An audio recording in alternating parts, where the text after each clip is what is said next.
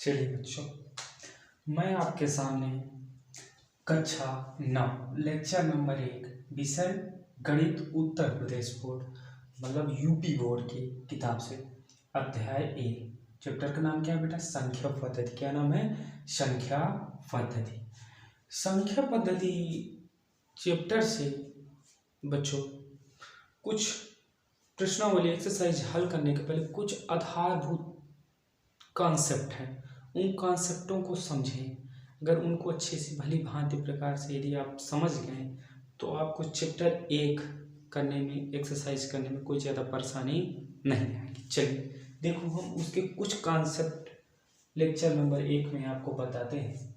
कुछ संख्याएं होती हैं जिनकी हमें परिभाषाएं थोड़ा बहुत नॉलेज रहना चाहिए, या तो नॉलेज रहना ही चाहिए, उसमें थोड़ा बहुत ही बात है। जैसे कि हम बात करते हैं, पहली हमारी संख्या कौन सी? प्राकृतिक संख्या है। कौन सी संख्या?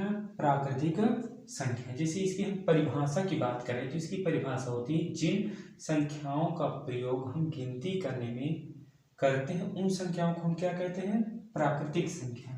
प्राकृतिक संख्याएं कहाँ से बच्चों प्रारंभ होती हैं? 1 से लेकर अनंत तक। जिससे बात करें कि सबसे छोटी प्राकृतिक संख्या कौन सी होती है? 1। क्या होती है बच्चों? 1। चलिए अब प्राकृतिक संख्या की हो गई, क्या हुई परिभाषा? जिनसे हम किसी चीज की गिनती कर सकते हैं। क्या कर सकते हैं? गिनती।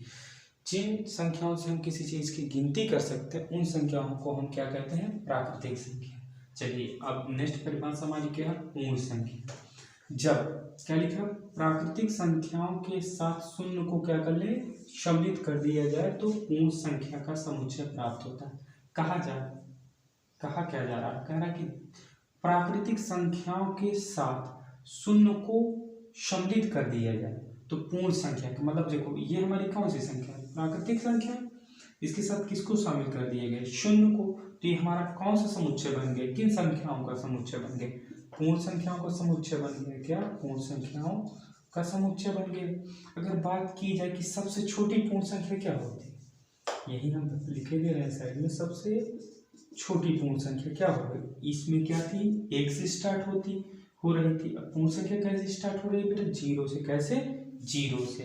चलिए जो हमारी अगली परिभाषा वो है हमारी बेटा पूर्णांक की। क्या है कि? पूर्णांक, जिसे हम इंटीजर नंबर बोलते हैं। इसे हम कैसे प्रदर्शित करते हैं बेटा? आई से। कैसे? आई से। ठीक है। समस्त पूर्ण संख्या मतलब समस्त पूर्ण संख्या, ये पूरी समस्त पूर्ण संख्या। कौन सी? समस्त पूर्ण संख्या तथा अंक जितने भी अंक, चाहे वो धनात्मक हो अथवा ऋणात्मक हो, को पूर्णांक माना जाता है। कहा जाए समस्त पूर्ण ले। क्या करो? समस्त पूर्ण संख्या। ये देखो समस्त पूर्ण संख्या हो गई, और जितने भी अंक हो, चाहे वो धनात्मक हो अथवा ऋणात्मक हो, उन सबको हम क्या कहेंगे? पूर्णांक कहेंगे। क्या कहेंगे? पूर्णांक। देखो ये ऋणात्मक हो गए, ये धनात्मक हो, और कोई भी संख्या ले लो, सब हमारी क्या आएंगे? पूर्णांक क्या आएंगे। ये ध्यान देना है, परिमेय अपरिमेय ना रहे। ठीक है। क्या है? संख्या है, धनात्मक रहे व्यक्ति ऋणात्मक है, वो हमारी क्या कहलाएगी? पूर्णांक। अब इसमें देखो छोटी बड़ी का तो कोई कॉन्सेप्ट नहीं रहेगा, क्योंकि इसमें देखो धनात्मक ऋणात्मक, देखो माइनस की बहुत छोटी, अगर इसमें 0 की बात करें तो 1 बड़ी होती है, 1 से छोटी 0 होती है, 0 से छोटी -1 होती है। तो इस तरह हम नहीं कह सकते कि पूर्णांक में कोई छोटी बड़ी होती है, लेकिन इससे कुछ महत्वपूर्ण कॉन्सेप्ट निकल के आते हैं कि क्या सभी पूर्ण संख्याएं, क्या सभी पूर्ण संख्याएं पूर्णांक में सम्मिलित होती हैं? इन्हें हम कह सकते हैं कि सभी पूर्ण संख्याएं क्या पूर्णांक के अंदर निहित होती हैं। ये भी कह सकते हैं क्या सभी प्राकृतिक संख्याएं पूर्णांक संख्याएं होती हैं? क्या सभी प्राकृतिक संख्याएं पूर्णांक संख्या होती हैं? देखिए एक के बाद ये सभी तो क्या है? प्राकृतिक संख्या। ये कॉन्सेप्ट हमारा ये निकल के आए कि सभी पूर्ण संख्याएं क्या पूर्णांक होते हैं? यस, क्योंकि ये जो 0 के बाद धनात्मक संख्या, ये हमारी सब क्या है? पूर्णांक संख्या है। क्या सभी प्राकृतिक संख्याएं पूर्णांक होती हैं? हाँ होती। ये हमारा कॉन्सेप्ट निकल। एक कॉन्सेप्ट हम ये भी निकाल सकते हैं कि जैसे बात की जाए कि सभी प्राकृतिक संख्याएं पूर्णांक होती। अगर ये कह दिया जाए कि पूछा जाए क्या सभी प्राकृतिक संख्याएं हमारी पूर्ण होती हैं? पूर्णांक होती हैं। ये उल्टा कह दिया जाए कि क्या सभी पूर्णांक प्राकृतिक होती हैं? सभी पूर्णांक यहाँ से यहाँ तक लिए गए। देखो ये क्या प्राकृतिक संख्या है? नहीं। क्या नहीं है? नहीं है। तो ये कॉन्सेप्ट नहीं निकलेगा। कॉन्सेप्ट हमारा ये निकलेगा कि सभी प्राकृतिक पूर्णांक होती हैं। क्या होती है? सभी प्राकृतिक पूर्णांक होती हैं, लेकिन सभी प्राकृतिक पूर्णांक नहीं होती। प्राकृतिक पूर्णांक नहीं होती, लेकिन प्राकृतिक पूर्णांक होती हैं और इसी तरह पूर्ण होती हैं। चलिए अब ये हम तीन परिभाषाएं पढ़े, एक प्राकृतिक पढ़ा, एक पूर्ण पढ़ा, एक पूर्णांक पढ़ा। प्राकृतिक संख्या जिन संख्याओं का प्रयोग हम गिनती करने में करते हैं उन संख्याओं को हम प्राकृतिक संख्या कहते हैं। ये आपके सामने है, जो बच्चे इसे नोट डाउन करना चाहे तो कर सकते हैं। चलिए हम अब अपने अध्याय की ओर बढ़ते हैं। उसमें कौन से महत्वपूर्ण परिभाषाएं हैं ये तो है ही है। कुछ जगह ये पूछता है कि क्या सभी प्राकृतिक संख्याएं पूर्णांक होती हैं? ये कथन हमारा क्या होगा? सत्य होगा। क्या सभी पूर्ण पूर्णांक होती हैं? कथन हमारा क्या हो गया? सत्य हो गया। क्या ये कह दिया जाए कि सभी पूर्णांक पूर्ण होते हैं? सभी पूर्णांक पूर्ण होते हैं? नहीं होते सभी पूर्णांक। क्या -4 पूर्णांक है? नहीं। क्या -3 प्राकृतिक है? नहीं। तो ये कथन नहीं सत्य होगा। कथन कौन से सत्य होंगे?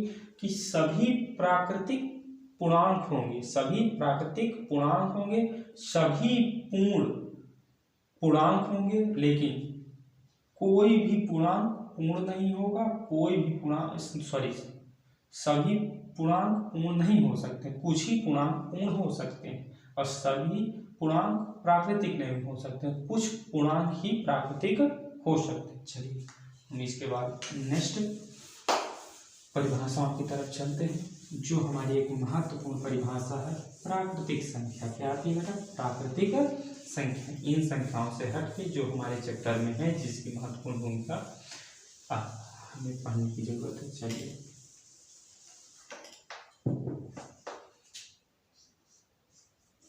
परिमेय संख्या कौन से बच्चों? परिमेय संख्या कौन सी संख्या बेटा? परिमेय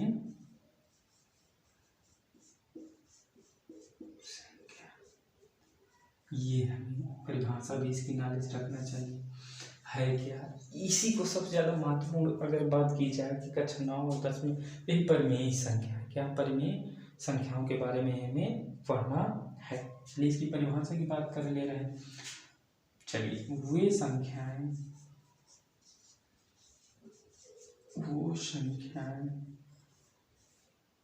संख्याएं जो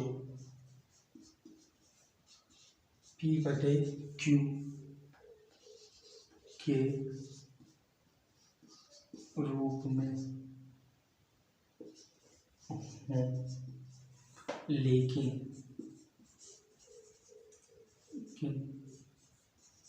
Q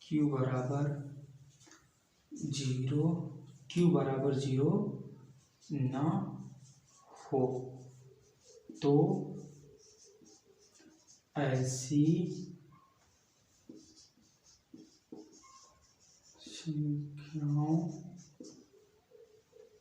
संख्याओं को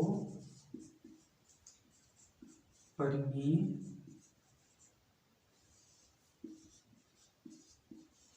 संख्या कहते हैं। परिमेय संख्याएं कहते हैं।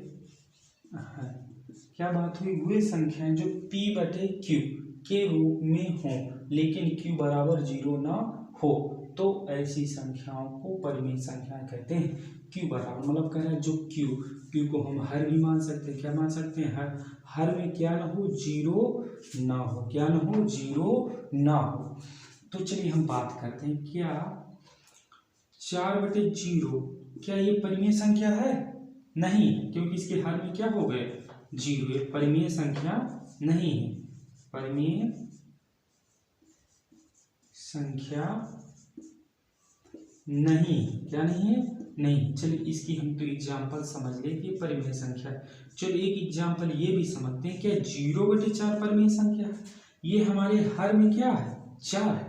ये हमारी क्या है? परिमेय संख्या है। क्या है? परिमेय संख्या है। क्या है? परिमेय संख्या हमारी है। हमें ये ध्यान देना है कि हमारे हर में या क्यू, क्यू को हम क्या मानेंगे, हर में हमारा जीरो ना हो। यदि जीरो है तो परिमेय संख्या नहीं, यदि हर में जीरो नहीं है तो हमारी परिमेय संख्या है। तो यदि इसी तरह हम बात करें संख्याओं में, क्या हमारी 4 परिमेय संख्या, हाँ है।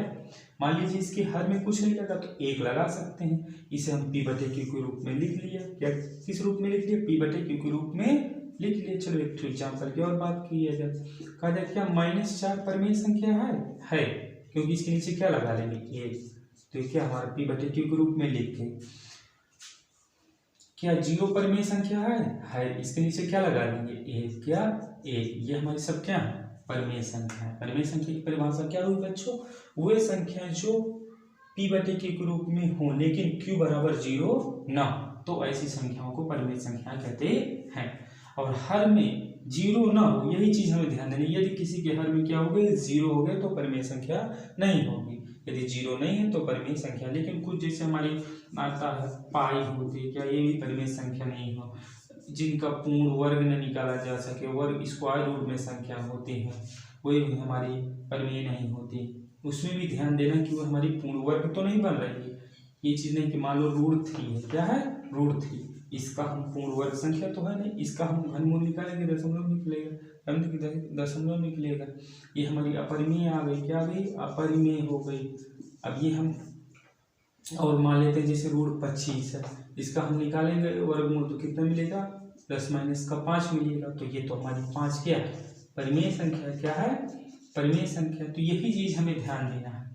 पहली बात तो ये महत्वपूर्ण जानकारी आपको ध्यान देना है कि हर में 0 ना हो। कोई भी संख्या है, यदि हमारे पास कोई भी संख्या है सिंगल रूप में दे दिया, कह दिया जाए क्या -5 परिमेय संख्या है, इसे हम p बटे क्यू के रूप में लिखें, किसको, p बटे क्यू के रूप में -5 को लिखे, तो क्या बटे 1 लगा के हम इसे p बटे क्यू के रूप में लिख सकते हैं। चलिए जैसे कि हम परिभाषा की बात करते हैं, इसे यदि कोई बच्चा नोट डाउन करना चाहे तो कर सकता है। चलिए इतना नोट डाउन करना है तो कर सकता है। ये हमारी परिमेय संख्या की परिभाषा हो गई।